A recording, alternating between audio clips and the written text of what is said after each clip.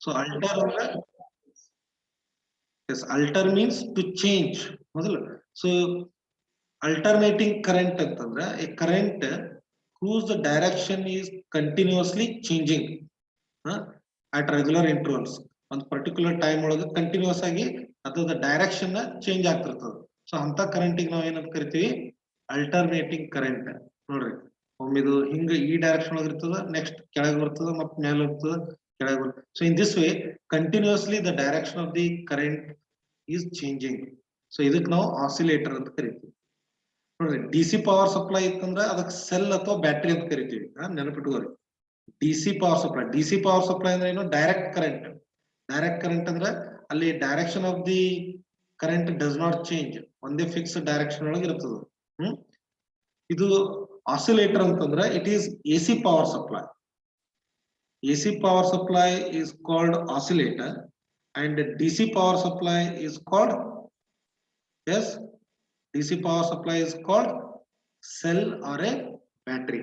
Okay, so here D1 and D2 are connected to HF oscillator ಅಂದ್ರೆ high frequency oscillator ಗೆ connect ಮಾಡ್ಯಾರ. So this is construction of cyclotron. Okay, so ಈಗ ಇದು ಹೆಂಗ್ work ಆಗ್ತದ ನೋಡೋಣ. Okay, let us see how it works. See, here D1 and D2 are Ds, 2 Ds. N and S are magnetic poles. W is window. Where are you, W? Okay, ಮುಂದೆ ಇನ್ನೊಂದು diagram ಒಳಗೆ ಬರ್ತದೆ. B is magnetic field. Is that clear? Yes, now let us see how it works. ಈಗ ಇಲ್ಲಿ ಎರಡು Ds ಇದಾವ. ಈ ಎರಡು Ds ಇಲ್ಲಿ ತೋರಿಸಿವಿ. D1 and D2. ಇಲ್ಲಿ ವಿಂಡೋ. Okay. ಸೊ ನೋಡ್ರಿ, ಇದು D1 ಅಂದ್ರೆ ಇದೊಂದು ಸೆಮಿ ಸರ್ಕ್ಯುಲರ್ ಪ್ಲೇಟ್. ಆಮೇಲೆ ಇದು D2, ಇದೊಂದು ಸೆಮಿ ಸರ್ಕ್ಯುಲರ್ ಪ್ಲೇಟ್. ಎರಡು ಬಾಜು ಇಟ್ಟಿರ್ತೀವಿ so that A gap is produced between ದಮ್. ಇವೆರಡರ ನಡುವೆ ಒಂದು ಸ್ಮಾಲ್ ಗ್ಯಾಪ್ ಐತಿ. ಅಂಡರ್ಸ್ಟ್ಯಾಂಡ್? ಇವೆರಡು ಕೂಡಿಸ್ಬಿಟ್ರೆ ಒಂದು ಸರ್ಕಲ್ ಆಗಿಬಿಡ್ತದೆ. ಬಟ್ ನಾವು ಕೂಡಿಸಿಲ್ಲ, ಎರಡು ನಡುವೆ ಒಂದು ಗ್ಯಾಪ್ ಇಟ್ಟಿವಿ. ಸೊ ನೆಕ್ಸ್ಟ್ ಏನ್ ಮಾಡಿವಿ, this D1 and D2 are connected to HF oscillator. ಇದೇ ಸೇಮ್ ಡಯಾಗ್ರಾಮ್ ಈ ರೀತಿ ತೋರಿಸ್ತೀವಿ. ಸೊ ನೆಕ್ಸ್ಟ್ ಏನಾಗ್ತದಪ್ಪ ಅಂತಂದ್ರೆ, ಈಗ ಇಲ್ಲಿ ಸೆಂಟರ್ ಒಳಗ ಈಗ ಮ್ಯಾಗ್ನೆಟಿಕ್ ಫೀಲ್ಡ್ ಹೆಂಗದ, ಇಲ್ಲಿ ನಾವು ಪೋಲ್ಸ್ ಅಷ್ಟೇ ತೋರಿಸಿಲ್ಲ ಇಲ್ಲಿ. So here magnetic field is in the upward direction. ಇವೆಲ್ಲ ಇವ್ ಯಾರೋ ಮಾರ್ಕ್ ಅದಾವಲ್ಲ, these indicate direction of the magnetic field. ಅದಕ್ಕೆ ಈಗ ನಾವು ಮ್ಯಾಗ್ನೆಟಿಕ್ ಲೈನ್ಸ್ ಅಂತ ಕರಿತೀವಿ. ಓಕೆ, ಈಗ ಇಲ್ಲೊಂದು ಚಾರ್ಜ್ ಪಾರ್ಟಿಕಲ್ ಅದ ಅಂತ ತಿಳ್ಕೊಳ್ಳಿ. ಈ ಸೆಂಟರ್ ಒಳಗ ಒಂದು positively charge particle, usually proton ಇರ್ತದ ಅಂತ ತಿಳ್ಕೊಳ್ಳಿ, ಪ್ರೋಟಾನ್ ಅಥವಾ ಡ್ಯೂಟ್ರಾನ್. ಸೊ ಇದು proton, positively charge particle. So ಈಗ ಏನಾಗ್ತದೆ,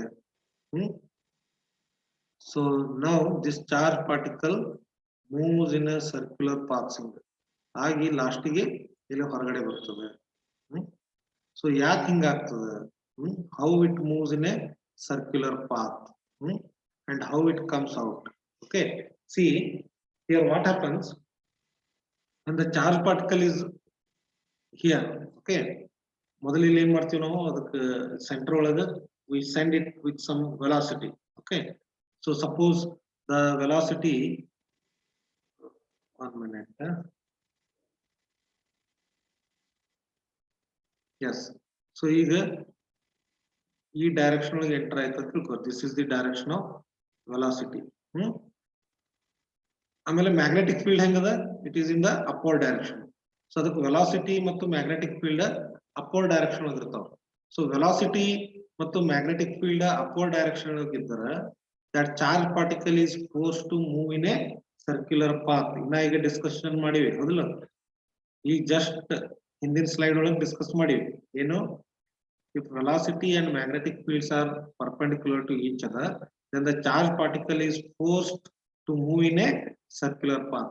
So ಅದಕ್ಕೆ ಈ ಚಾರ್ಜ್ ಪಾರ್ಟಿಕಲ್ ಏನ್ ಮಾಡ್ತದೆ, ಸರ್ಕ್ಯುಲರ್ ಪಾತ್ ಒಳಗೆ ಮೂವ್ ಆಗ್ತದೆ. ಸೊ ಆಕ್ಚುಲಿ ಏನಾಗ್ತದೆ, ಹಿಂಗ ಮೂವ್ ಆಗಿ ಇಲ್ಲಿ ತನ ಬರ್ತದೆ. ಓಕೆ, ಅಂದ್ರೆ ಇಟ್ ಕಂಪ್ಲೀಟ್ಸ್ ಒಂದ್ ಸೆಮಿ ಸರ್ಕಲ್, ಅಂದ್ರೆ ಅರ್ಧ ಸರ್ಕಲ್ ಕಂಪ್ಲೀಟ್ ಮಾಡ್ತದೆ. ಸೊ ಇಲ್ಲಿ ಬಂದ ಕೂಡಲೇ ಇದಕ್ಕೆ ಇಲ್ಲಿ ವೆಲಾಸಿಟಿ ಹೆಂಗ್ ಕೊಟ್ಟಿವಿ ಅಂದ್ರೆ by applying electric field.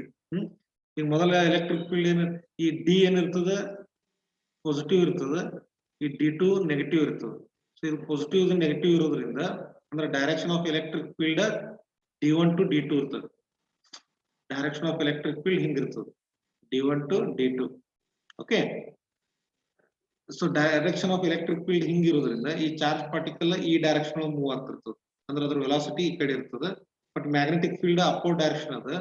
So ಎರಡು ಪರ್ಪೆಂಡಿಕ್ಯುಲರ್ ಇರೋದ್ರಿಂದ this charge particle is forced to move in a circular path. So ಅದಕ್ಕೆ ಅದು ಹಿಂಗ್ ಸರ್ಕ್ಯುಲರ್ ಪಾತ್ ಒಳಗೆ ಮೂವ್ ಆಗ್ತದೆ. ಇಲ್ಲಿಂದ ಮೂವ್ ಆಗಿ ಅರ್ಧ ಮೂವ್ ಆಗ್ತದೆ. ಇಲ್ಲಿ ಅರ್ಧ ಮೂವ್ ಆಗಿ ಇಲ್ಲಿ ಬಂದ ಕೂಡಲೇ ಏನಾಗ್ಬಿಡ್ತದೆ, ಇದು ಪೊಲಾರಿಟಿ ಚೇಂಜ್ ಆಗ್ಬಿಡ್ತದೆ. ಯಾಕಂದ್ರೆ ಇದು ಅಲ್ಟರ್ನೇಟ್ ಕರೆಂಟ್ ಅದ, ಇದು ಅಲ್ಟರ್ನೇಟ್ ಪವರ್ ಸಪ್ಲೈ. ಅದ್ರ ರೆಗ್ಯುಲರ್ ಇಂಟರ್ವಲ್ ಒಳಗ ಪೊಲಾರಿಟಿ ಚೇಂಜ್ ಆಗ್ತಿರ್ತದೆ. ಈಗ ಇದು ಪಾಸಿಟಿವ್ ಆಗ್ತದೆ, ಇದು ನೆಗೆಟಿವ್ ಆಗ್ತದೆ. ಸೊ ಇದು ಪಾಸಿಟಿವ್ ಇದು ನೆಗೆಟಿವ್ ಆಯ್ತಂದ್ರೆ ಡೈರೆಕ್ಷನ್ ಆಫ್ ಎಲೆಕ್ಟ್ರಿಕ್ ಫೀಲ್ಡ್ ಹಿಂಗ ಆಗ್ತದೆ. ಸೊ ನಾವು this charge particle is forced in this direction. ಈ ಚಾರ್ಜ್ ಪಾರ್ಟಿಕಲ್ ಅದಲ್ಲ, ಈ ಡೈರೆಕ್ಷನ್ ಒಳಗೆ ಅದ್ರ ಮೇಲೆ ಫೋರ್ಸ್ ಆಕ್ಟ್ ಆಗ್ತದೆ. ಸೊ ಅದಕ್ಕೆ ಮೊದಲು ನೋಡ್ರಿ, ಇಲ್ಲಿ ಒಂದು ಫೋರ್ಸ್ ಹಾಕಿದ್ವಿ, ಅದಕ್ಕೆ ಇಲ್ಲಿ ಬಂದ ಕೂಡಲೇ ಸ್ಪೀಡ್ ಇನ್ಕ್ರೀಸ್ ಆಗ್ತದೆ. ನೆಕ್ಸ್ಟ್ ಏನಾಗ್ಬಿಡ್ತದೆ, ಇಲ್ಲಿ ಮ್ಯಾಗ್ನೆಟಿಕ್ ಫೀಲ್ಡ್ ಪರ್ಪೆಂಡಿಕ್ಯುಲರ್ ಇರೋದ್ರಿಂದ ಅದೇ ಸ್ಪೀಡ್ಲೆ ಅಲ್ಲಿ ಸ್ಪೀಡ್ ಚೇಂಜ್ ಆಗಲ್ಲ. ಈಗ ಇಲ್ಲಿ ನಡುವ ಅಷ್ಟೇ ಸ್ಪೀಡ್ ಚೇಂಜ್ ಆಗ್ತದೆ. ಈ ಗ್ಯಾಪ್ ಒಳಗೆ ಇಲ್ಲಿ ಎಂಟರ್ ಆದ ಕೂಡಲೇ ಸೇಮ್ ಸ್ಪೀಡ್ ಒಳಗೆ ಸರ್ಕ್ಯುಲರ್ ಪಾತ್ ಒಳಗೆ ಹೋಗ್ತದೆ. ಹೋಗಿ ಮತ್ತೆ ಇಲ್ಲಿ when it is about to leave D2 betting ಹೊರಗೆ ಹೋಗ್ತಿರ್ತದಲ್ಲ, ಅವಾಗ ಸಡನ್ ಆಗಿ D2 ಪಾಸಿಟಿವ್ ಆಗ್ತದೆ, D1 ನೆಗೆಟಿವ್ ಆಗ್ತದೆ. ಅವಾಗ ಮತ್ತೆ ಇದ್ರ ಮೇಲೆ ಫೋರ್ಸ್ ಆಕ್ಟ್ ಆಗ್ತದೆ. ಫೋರ್ಸ್ ಆಕ್ಟ್ ಆದ ಕೂಡಲೇ ಸ್ಪೀಡ್ ಇನ್ಕ್ರೀಸ್ ಆಗ್ತದೆ. ಸೊ ಸ್ಪೀಡ್ ಇನ್ಕ್ರೀಸ್ ಆದ ಕೂಡಲೇ ಸ್ಪೀಡ್ ಇನ್ಕ್ರೀಸ್ ಆಗಿ D1 ಎಂಟರ್ ಆಗ್ತದೆ. ಸೊ D1 ಎಂಟರ್ ಆದ ಕೂಡಲೇ again here direction of velocity ಹಿಂಗ ಆಗ್ತದೆ. ಓಕೆ, ಆಮೇಲೆ ಡೈರೆಕ್ಷನ್ ಆಫ್ ಮ್ಯಾಗ್ನೆಟಿಕ್ ಫೀಲ್ಡ್ ಹಿಂಗ ಆಗ್ತದೆ. ಎರಡು ಮತ್ತೆ ಪರ್ಪೆಂಡಿಕ್ಯುಲರ್. ಸೊ ಎರಡು ಪರ್ಪೆಂಡಿಕ್ಯುಲರ್ ಇರೋದ್ರಿಂದ ಇದು ಮತ್ತೆ ಏನಾಗ್ತದೆ, ಸರ್ಕ್ಯುಲರ್ ಪಾತ್ ಒಳಗೆ ಹೋಗ್ತದೆ. But this time the radius of this circular path will be greater. ಮೊದಲಿಂದ ಏನ್ ಸರ್ಕ್ಯುಲರ್ ಪಾತ್ ರೇಡಿಯಸ್ ಇತ್ತಲ್ಲ, ಇದು ರೇಡಿಯಸ್, ಇಲ್ಲಿ ರೇಡಿಯಸ್ ಸ್ವಲ್ಪ ಜಾಸ್ತಿ ಆಗ್ತದೆ. ಯಾಕೆ ಜಾಸ್ತಿ ಆಗ್ತದೆ, ಆಗಲೇ ಹಿಂದಿನ ಡಿಸ್ಕಷನ್ ಒಳಗೆ ಹೇಳಿ ನಾನು, ಏನು radius of the circular path is given by R is equal to mv by qv. ಅದಲ್ಲ, ಇಲ್ಲಿ ವಿ ಹೆಚ್ಚಿಗೆ ಆಗ್ತಂದ್ರೆ ರೇಡಿಯಸ್ ಹೆಚ್ಚಿಗೆ ಆಗ್ತದೆ. ಸೊ ಇಲ್ಲಿ ಈ ಗ್ಯಾಪ್ ಒಳಗೆ ಏನಾಗಿದೆ, ಇಲ್ಲಿ ಸ್ಪೀಡ್ ಹೆಚ್ಚಿಗೆ ಆಗಿದೆ. ಸೊ ಸ್ಪೀಡ್ ಹೆಚ್ಚಿಗೆ ಆಗಿದ್ರಿಂದ ಇದು ಏನ್ ಮಾಡ್ತದೆ, it moves in a circular path of greater radius. ಮತ್ತೆ ಇಲ್ಲಿ ಬರ್ತದೆ ಈ when it is about to leave D1, ಈಗ ಯಾವಾಗ D1 ಬಿಡ್ತಿರ್ತದಲ್ಲ, ಮತ್ತೆ D1 ಅದು ಪೊಲಾರಿಟಿ, D1 ಮತ್ತು D2 ಪೊಲಾರಿಟಿ ಚೇಂಜ್ ಆಗ್ತದೆ. ಈಗ D1 ಏನಾಗ್ತದೆ, ಪಾಸಿಟಿವ್ ಆಗ್ತದೆ, D2 ನೆಗೆಟಿವ್ ಆಗ್ತದೆ. ಇದು ಪಾಸಿಟಿವ್, ಇದು ನೆಗೆಟಿವ್. ಮತ್ತೆ ಎಲೆಕ್ಟ್ರಿಕ್ ಫೀಲ್ಡ್ ಈ ಡೈರೆಕ್ಷನ್ ಬರ್ತದೆ. Again this charge particle is forced. So ಯಾವುದೇ ಪಾರ್ಟಿಕಲ್ ಮೂವ್ ಆಗುವಾಗ ಅದು same direction of force exert ಮಾಡಿದೆ ಅಂದ್ರೆ ಅದು ಸ್ಪೀಡ್ ಇನ್ಕ್ರೀಸ್ ಆಗ್ತದೆ. ಮತ್ತೆ ಇಲ್ಲಿ ಸ್ಪೀಡ್ ಇನ್ಕ್ರೀಸ್ ಆಗ್ತದೆ. ಸೊ ಸ್ಪೀಡ್ ಇನ್ಕ್ರೀಸ್ ಆಗೋದು D1 ಒಳಗೆ D2 ಒಳಗೆ ಎಂಟರ್ ಆಗ್ತದೆ. D2 ಒಳಗೆ ಎಂಟರ್ ಆದ ಕೂಡಲೇ ಅಗೇನ್ ಸ್ಪೀಡ್ ಮತ್ತು ಮ್ಯಾಗ್ನೆಟಿಕ್ ಫೀಲ್ಡ್ ಪರ್ಪೆಂಡಿಕ್ಯುಲರ್ ಅದಾವು. ಅದಕ್ಕದು it moves in a circular path. Again the radius of the circular path increases. ನೋಡ್ರಿ, ಮೊದಲ ಇಷ್ಟೇ ರೇಡಿಯಸ್ ಇತ್ತು, ಇಲ್ಲಿ ಬಂದ್ ಮಾತ್ರ ಸ್ವಲ್ಪ ಜಾಸ್ತಿ ಆಯ್ತು, ಇಲ್ಲಿ ಬಂದ್ ಮಾತ್ರ ರೇಡಿಯಸ್ ಜಾಸ್ತಿ ಆಯ್ತು. ಓಕೆ, ಸೊ ರೇಡಿಯಸ್ ಜಾಸ್ತಿ ಆಗಿ ಮತ್ತೆ ಹಿಂಗ್ ಮೂವ್ ಆಗ್ತದೆ. ಮೂವ್ ಆಗಿ ಮತ್ತೆ ಇಲ್ಲಿ ಬರ್ತದಲ್ಲ, ಇಲ್ಲಿ ಬಂದ ಕೂಡಲೇ ಮತ್ತೆ ಇದು ಪೊಲಾರಿಟಿ ಚೇಂಜ್ ಆಗ್ತದೆ. ಸೊ ಇನ್ ದಿಸ್ ವೇ ಇದು ಅಲ್ಟರ್ನೇಟ್ ಕರೆಂಟ್ ಇರೋದ್ರಿಂದ ಅದ್ರ ಫ್ರೀಕ್ವೆನ್ಸಿ ಹೆಂಗ್ ಸೆಟ್ ಮಾಡಿರ್ತೀವಪ್ಪ ಅಂದ್ರೆ ಕರೆಕ್ಟ್ ಚಾರ್ಜ್ ಪಾರ್ಟಿಕಲ್ ಇಲ್ಲಿ ಬಂದ ಕೂಡಲೇ ಅದ್ರ ಪೊಲಾರಿಟಿ ಚೇಂಜ್ ಆಗಬೇಕು. ಸೊ ಚೇಂಜ್ ಆಗಿ ಮತ್ತೆ ಇದು ಹಿಂಗ್ ಸರ್ಕ್ಯುಲರ್ ಪಾತ್. ಸೊ ಮತ್ತೆ ಹಿಂಗೆ ದೊಡ್ಡ ದೊಡ್ಡ ಸರ್ಕ್ಯುಲರ್ ಪಾತ್ ಹಾಕೋತ ಹೋಗ್ತಾವ. ಸೊ ಆಗಿ ಆಗಿ ಆಗಿ ಆಗಿ ಏನಾಗ್ತಾವ, ಈ ಡಿ ಒಳಗೆಲ್ಲ ಮೂವ್ ಆಗಿ ಲಾಸ್ಟಿಗೆ ಏನ್ ಮಾಡ್ತದ, ಸೊ ಎವ್ರಿ ಟೈಮ್ ಏನಾಗ್ತದೆ ಅಲ್ಲಿ ಅದರ ಸ್ಪೀಡ್ ಇನ್ಕ್ರೀಸ್ ಆಕೋತ ಹೋಗ್ತದೆ. ಸೊ ಆಗಿ ಲಾಸ್ಟಿಗೆ ಏನ್ ಮಾಡ್ತದೆ, finally it comes out with a very high speed. So ಅದ್ರ ವೆಲಾಸಿಟಿ ಬಹಳ ಹೈ ಇರ್ತದೆ. ಸೊ ವೆಲಾಸಿಟಿ ಹೈ ಐತಂದ್ರೆ ಅದ್ರ ಎನರ್ಜಿ ಹೈ ಇರ್ತದೆ. Is that clear? ಸೊ ಅದಕ್ಕೆ ಇಲ್ಲಿ ನೋಡ್ರಿ, ಚಾರ್ಜ್ ಪಾರ್ಟಿಕಲ್ ಹಿಂಗ್ ಮೂವ್ ಆಗ್ತದೆ ಸರ್ಕ್ಯುಲರ್ ಪಾತ್ ಒಳಗ ಮೂವ್ ಆಗಿ ಲಾಸ್ಟಿಗೆ ಇಲ್ಲಿ ಹೊರಗೆ ಬರ್ತದೆ. So this is how your cyclotron works. Is that clear? Right.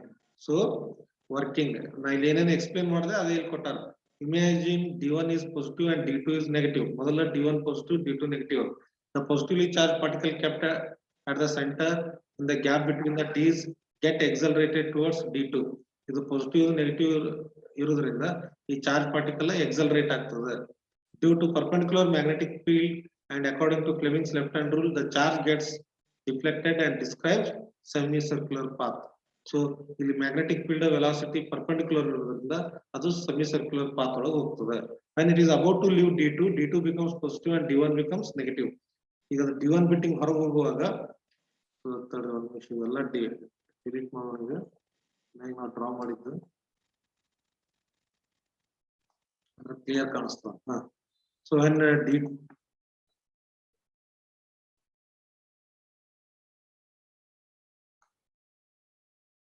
yes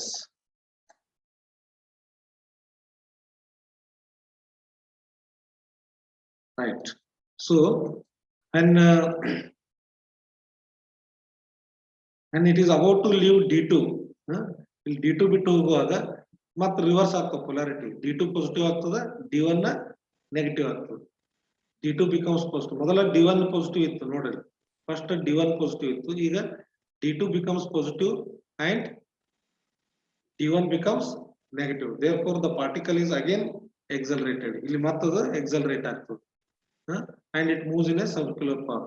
So the process continues till the charge traverses through the whole space in the D's and finally it comes out with very high speed. Okay, so ಹಿಂಗಾಗಿ every time ಇಲ್ಲಿ gap ಒಳಗೆ ಬಂದ ಕೂಡಲೇ ಅದು speed increase ಆಗ್ತದೆ, ಇಲ್ಲಿ ಬಂದ ಕೂಡಲೇ ಮತ್ತೆ ಇನ್ಕ್ರೀಸ್ ಆಗ್ತದೆ. So every time speed increase ಆಗಿ ಏನಾಗ್ತದೆ, ಅದು ಫೈನಲಿ ನೋಡ್ರಿ ಈ ಚಾರ್ಜ್ ಪಾರ್ಟಿಕಲ್ ಏನಾಗ್ತದೆ, ಎವ್ರಿ ಟೈಮ್ ಇಲ್ಲಿ ಗ್ಯಾಪ್ ಒಳಗೆ ಬಂದಾಗ ಅದಕ್ಕೆ ಸ್ಪೀಡ್ ಇನ್ಕ್ರೀಸ್ ಆಗ್ತದೆ, ಆಗಿ finally it comes with very high speed velocity. Understood? Okay, so ಇಲ್ಲಿ ಥಿಯರಿ ನೋಡ್ರಿ, ದಿಸ್ ಈಸ್ ಕನ್ಸ್ಟ್ರಕ್ಷನ್ ಮತ್ತು ವರ್ಕಿಂಗ್ ಆಯ್ತು ಇಲ್ಲಿ. ನಾವು ಥಿಯರಿ, ಥಿಯರಿ ಅಂದ್ರೆ ಮ್ಯಾಥಮೆಟಿಕಲ್ ಕಾನ್ಸೆಪ್ಟ್. ಈಗ the magnetic force experienced by the charge provides centripetal force required to describe circular path. ನೋಡ್ರಿ ಆ ಚಾರ್ಜ್ ಪಾರ್ಟಿಕಲ್ ಸರ್ಕ್ಯುಲರ್ ಪಾತ್ ಒಳಗೆ ಹೋಗ್ಬೇಕಾದ್ರೆ ಏನ್ ಕಾರಣ? ಮ್ಯಾಗ್ನೆಟಿಕ್ ಫೋರ್ಸ್, ಹೌದಲ್ಲ? ಸೊ ಅದಕ್ಕೆ magnetic force provides centripetal force. So ಅದಕ್ಕೆ ನಾವು centripetal force equal to magnetic force ಅಂತ ಬರೀಬಹುದು. ಸೆಂಟ್ರಿಪೆಟಲ್ ಫೋರ್ಸ್ ಫಾರ್ಮುಲಾ ಏನು? mv²r. ಮ್ಯಾಗ್ನೆಟಿಕ್ ಫೋರ್ಸ್ ಫಾರ್ಮುಲಾ ಏನು? qvb sin θ. ಇಲ್ಲಿ θ 90 ಡಿಗ್ರಿ ಆಗ್ತದೆ, ಯಾಕಂದ್ರೆ ವೆಲಾಸಿಟಿ ಮತ್ತು ಮ್ಯಾಗ್ನೆಟಿಕ್ ಫೀಲ್ಡ್ ಪರ್ಪೆಂಡಿಕ್ಯುಲರ್ ಅದ. ಸೊ sin 90 ಅಂದ್ರೆ 1, ಅದಕ್ಕೆ ಇದು ಏನಾಗ್ತದೆ? mv²qvb into 1. qvb into 1 ಅಂದ್ರೆ qvb ಆಗ್ತದೆ, ಹೌದಲ್ಲ? therefore v equal to ಏನಾಗ್ತದೆ? ಇಲ್ಲಿ ಒಂದು v, ಇಲ್ಲಿ ಒಂದು v ಕ್ಯಾನ್ಸಲ್ ಆಗ್ತದೆ. ಸೊ ಅದಕ್ಕೆ v equal to bqr by m ಬರ್ತದೆ. So velocity of the charge particle will be bqr by m. ಇಲ್ಲಿ m ಅಂದ್ರೆ mass of the charge particle, q is the charge, v is the velocity of the particle, r is the radius and b is the magnetic field. And 90 degrees is the angle between v and b. Is that clear? Okay, next ಏನಾಗ್ತದೆ? If t is the time taken by the charge to describe the semicircular path inside the d. ನೋಡ್ರಿ ಆ d ಒಳಗದ charge particle ಏನು ಆಗ್ತದೆ? It moves half circle, ಹೌದಲ್ಲ? ಇಷ್ಟೇ ಬರ್ತದೆ ಮೊದಲು. So ಇಲ್ಲಿಂದ ಇಲ್ಲಿ ಹಾಫ್ ಸರ್ಕಲ್ ಮೂವ್ ಆಗ್ಲಕ್ಕ if it takes time t, then t equal to ಏನಾಗ್ತದೆ? then t equal to pi r by v ಆಗ್ತದೆ. ಯಾಕಂದ್ರೆ ಟೈಮ್ ಅಂದ್ರೆ ಡಿಸ್ಟೆನ್ಸ್ ಬೈ ವೆಲಾಸಿಟಿ. ಸೊ ಇಲ್ಲಿಂದ ಇಲ್ಲಿಗೆ ಡಿಸ್ಟೆನ್ಸ್ ಅಂತಂದ್ರ ಇಷ್ಟು distance, it is equal to half of the circumference. ಈ circle circumference half, circle circumference is given by 2 pi r. So ಇದ್ರ half ಅಂದ್ರ pi r, ಅಂದ್ರೆ ಇಲ್ಲಿಂದ ಇಲ್ಲಿಗೆ ಡಿಸ್ಟೆನ್ಸ್ ಏನಾಗ್ತದೆ? ಇದು pi r ಆಗ್ತದ. ಆಮೇಲೆ divided by velocity, that gives you time taken by the particle to move from this point to this point. d ಒಳಗೆ ಅದು ಇಮ್ಯಾಜಿನ್ ಮಾಡ್ಕೋರಿ, ಅಲ್ಲಿ d ಹಿಂಗೈತಿ, ಅದು ಹಿಂದಿನ ಸ್ಲೈಡ್ ಒಳಗೆ ನೋಡಿರಲ್ಲ ಕನ್ಸ್ಟ್ರಕ್ಷನ್. ಸೊ ಇಲ್ಲಿಂದ ಇಲ್ಲಿಗೆ ಬರಾಕ t ಟೈಮ್ ತಗೋತದೆ. So pi r by v. So next, but v ಅಂದ್ರೆ bqr by m. ಸೊ ಅದನ್ನ ಇಲ್ಲಿ ಸಬ್ಸ್ಟಿಟ್ಯೂಟ್ ಮಾಡಿದ್ರೆ ಇಲ್ಲಿ ವಿ ಇದ್ದಲ್ಲಿ B Q R by M ಅಂತ ಹಾಕ್ರಿ. ಸೊ ಅವಾಗ ಸಿಂಪ್ಲಿಫೈ ಮಾಡಿದ್ರೆ you will get T equal to pi M by B Q. So time taken inside the D depends only on the magnetic field and M by Q ratio and not the speed of the charge or the radius of the path. ನೋಡ್ರಿ ಇದು ಅಬ್ಸರ್ವ್ ಮಾಡ್ರಿ ನೀವು, T depends only on the magnetic field and M by Q ratio. Magnetic field ಮತ್ತು M by Q ratio ಮೇಲೆ depend ಆಗ್ತದೆ. Pi ಏನಿದು constant ಅದ ಹೌದಿಲ್ಲ, and it does not depend on the speed. ಅದು ಎಷ್ಟು ಸ್ಪೀಡ್ ಬಂದೈತೆ ಅನ್ನೋದು ಡಿಪೆಂಡ್ ಆಗಲ್ಲ. It depends only on the magnetic field and M by Q ratio, mass to charge ratio ಅಂತ ಕರಿತೀವಿ ನೋಡಿ. Okay, next, if T is the time period of high frequency oscillator, then for resonance, ನೋಡ್ರಿ T is what? Time period of power supply. Power supply the time period ಇದು ಅಂದ್ರೆ for every T seconds its polarity changes. Okay, every T seconds ಗೆ ಅದರ polarity change ಆಗುತ್ತೆ. ನಾವು ಅದನ್ನ ಹೆಂಗ್ set ಮಾಡ್ಬೇಕಂದ್ರೆ T is the time period of the high frequency oscillator, then for resonance ಅಂದ್ರೆ ಏನು, ಇದ್ರದ ಟೈಮ್ ಮತ್ತು ಈ ಟೈಮ್ ಈಕ್ವಲ್ ಆಗುತ್ತೆ. ಇಲ್ಲಿ ಕ್ಯಾಪಿಟಲ್ ಟಿ ಅಂದ್ರೆ it is time taken to complete one oscillation. ಈಗ ಅದು ಎಸಿ ಹಿಂಗಿರ್ತದಲ್ಲ, ಎಸಿ ಓಕೆ. ಸೊ ಇದಕ್ಕೊಂದು ಸೈಕಲ್ ಅಂತೀವಿ ನಾವು. ಸೊ ಇದು ಒಂದು ಸೈಕಲ್ ಕಂಪ್ಲೀಟ್ ಮಾಡ್ಲಕ್ಕ ಟಿ ಸೆಕೆಂಡ್ಸ್ ತಗೋತದೆ. This is time period. ಇದೆಲ್ಲ ಡಿಟೇಲ್ ಆಗಿ ನೀವು ಇನ್ನೊಂದು ನೆಕ್ಸ್ಟ್ ಚಾಪ್ಟರ್ ಒಳಗೆ ಕಲಿತೀರಿ. If T is the time period of the high frequency oscillator, then for resonance this T should be equal to 2t. ಈ T ಏನೈತಿ, it is only for half circle ಹೌದಲ್ಲ, half cycle time T ಅದು. ಇದು capital T ಅಂದ್ರೆ ಏನಿದು complete cycle time. So ಅದಕ್ಕೆ ನಾವು ಏನ್ ಬರಿಬಹುದು ಇಲ್ಲಿ ಅಂದ್ರೆ T is equal to 2t ಅಂತ ಬರೀಬೇಕು. ಸೊ ಅದರ ಫ್ರೀಕ್ವೆನ್ಸಿ ಮತ್ತೆ ಈ ಚಾರ್ಜ್ ಪಾರ್ಟಿಕಲ್ ರೊಟೇಷನ್ ಫ್ರೀಕ್ವೆನ್ಸಿ ಎರಡು ಮ್ಯಾಚ್ ಮಾಡ್ಬೇಕಾದ್ರೆ T must be equal to 2t. ಅವಾಗ ನಾವು ಎರಡು ರೆಸೊನೆನ್ಸ್ ಅದ ಅಂತ ಹೇಳ್ತೀವಿ. ರೆಸೊನೆನ್ಸ್ ಅಂದ್ರೆ ಏನು, ಎರಡು ಈಕ್ವಲ್ ಮಾಡೋದು. ಪವರ್ ಸಪ್ಲೈದ ಫ್ರೀಕ್ವೆನ್ಸಿ ಅಥವಾ ಟೈಮ್ ಪೀರಿಯಡ್ ಮತ್ತು ಈ ಸರ್ಕ್ಯುಲರ್ ಮೋಷನ್ ಇರ್ತದಲ್ಲ ಚಾರ್ಜ್ ಪಾರ್ಟಿಕಲ್ ಅದ್ರದ್ದು ಟೈಮ್ ಪೀರಿಯಡ್ ಎರಡು ಈಕ್ವೇಟ್ ಮಾಡ್ಬೇಕಂದ್ರೆ T must be equal to 2t. So ಅದಕ್ಕೆ ಟಿ ಅಂದ್ರೆ ಇಷ್ಟ ಅದ, ಇದಕ್ಕೆ 2 ಮಲ್ಟಿಪ್ಲೈ ಮಾಡ್ಬೇಕ್ರಿ. ಸೊ ಅದಕ್ಕೆ ಟಿ ಈಕ್ವಲ್ ಟು 2πm/bq ಬರ್ತದೆ.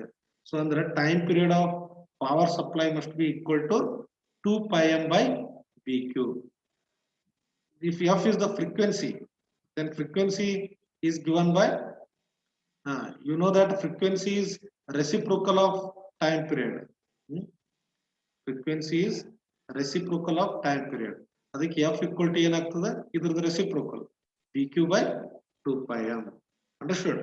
ಸೊ ಅದಕ್ಕೆ ನಾವು ಏನ್ ಮಾಡ್ಬೇಕು ಅಂದ್ರೆ ಆ ಆಸಿಲೇಟರ್ದು ಫ್ರೀಕ್ವೆನ್ಸಿ ಇಷ್ಟು ಸೆಟ್ ಮಾಡ್ಬೇಕು.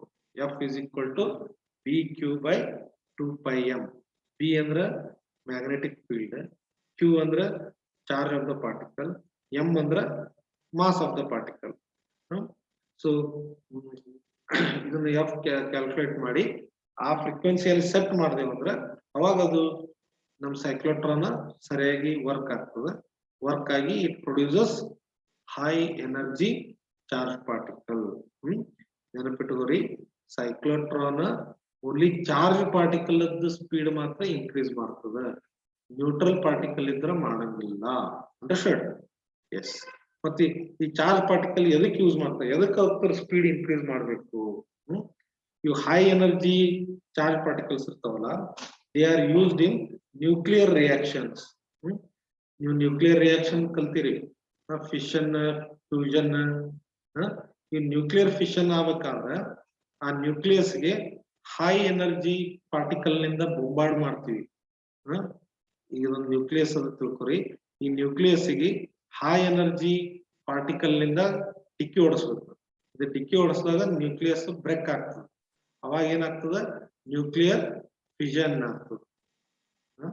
ನೀವು ಕನ್ನಡ ಒಳಗೆ ಏನಂತೀರಿ ವಿದಳನ ಅಂತೀವಿ. ನ್ಯೂಕ್ಲಿಯಸ್ ವಿದಳನ, ನ್ಯೂಕ್ಲಿಯರ್ ವಿದಳನ. ಸೊ ನ್ಯೂಕ್ಲಿಯಸ್ ವಿದಳನ ಆಗ್ಬೇಕಾದ್ರೆ ಇದಕ್ಕೆ ಹೈ ಎನರ್ಜಿ ಪಾರ್ಟಿಕಲ್ ಬೇಕು. ಹೌದಲ್ಲ, ಹೈ ಎನರ್ಜಿ ಪಾರ್ಟಿಕಲ್ ಇದಕ್ಕೆ ಹಿಟ್ ಆಗ್ತಂದ್ರೆ ಅವಾಗ ಇದು ಬ್ರೇಕ್ ಆಗ್ತದೆ. ಸೊ ಈ ಹೈ ಎನರ್ಜಿ ಪಾರ್ಟಿಕಲ್ಸ್ ಎಲ್ಲಿಂದ ತಗೋತೀವಿ ಅಂದ್ರೆ using cyclotron. Is that clear? So the high energy particles are used to produce nuclear fission. ಆಮೇಲೆ ಇದು ಇದ್ರೊಳಗೂ ಯೂಸ್ ಮಾಡ್ತಾರೆ. ಎಲ್ಲಿಗಂದ್ರ ಮಾಸ್ ಸ್ಪೆಕ್ಟ್ರೋಗ್ರಾಫ್ ಅಂತ ಬರ್ತದೆ. The cyclotron is also used. No, okay, only this nuclear fission reaction and some other research work ಒಳಗದು use ಆಗ್ತದೆ.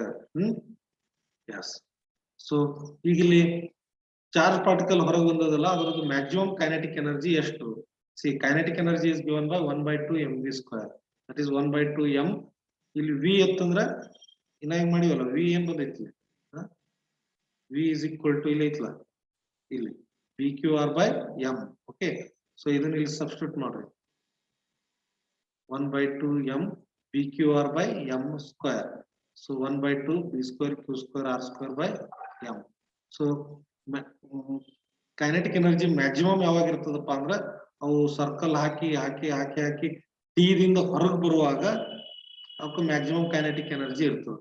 So ಅಂದ್ರೆ ಅದ್ರದ್ದು radius, ಆ particle radius equal to radius of the D ಇತ್ತಂದ್ರೆ ಅವಾಗ ಏನಾಗ್ತದೆ, ಮ್ಯಾಕ್ಸಿಮಮ್ ಕೈನೆಟಿಕ್ ಎನರ್ಜಿ ಇರ್ತದೆ. So ಅದಕ್ಕೆ ಇಲ್ಲಿ ಆರ್ ಈಕ್ವಲ್ ಟು ಆರ್ ಹಾಕ್ಬೇಕು ನಾವು. ಅವಾಗ kinetic energy, maximum kinetic energy ಏನಾಗ್ತದೆ? 1/2 b² q² r²/m. So remember this equation. Calculate the maximum kinetic energy of the charge particle coming out of the cyclotron ಕೇಳಿದಾಗ ಈ formula use ಮಾಡಬೇಕು. 1/2 b² q² r²/m. So ಸಾಕಿಷ್ಟೇ. So this is about cyclotron. Any doubt here? ಎಲ್ಲ understand ಆಯ್ತಲ್ಲ? Okay, so now let us stop the class here. Tomorrow again we will continue this. So ನಾಳೆ ಮತ್ತೆ same time ಎಷ್ಟು ಗಂಟೆ? ಬೆಳಗ್ಗೆ 8 ಗಂಟೆ. Okay, so ಮತ್ ನಾಳೆ ಎಲ್ಲರೂ ಜಾಯ್ನ್ ಆಗ್ರಿ. ಇವತ್ತಿನ ಯಾರ್ಯಾರು ಜಾಯ್ನ್ ಆಗಿಲ್ಲ ಅವ್ರಿಗೆಲ್ಲ ಜಾಯ್ನ್ ಆಗ್ಲಿಕ್ಕೆ ಹೇಳಿ. Okay, bye, see you tomorrow.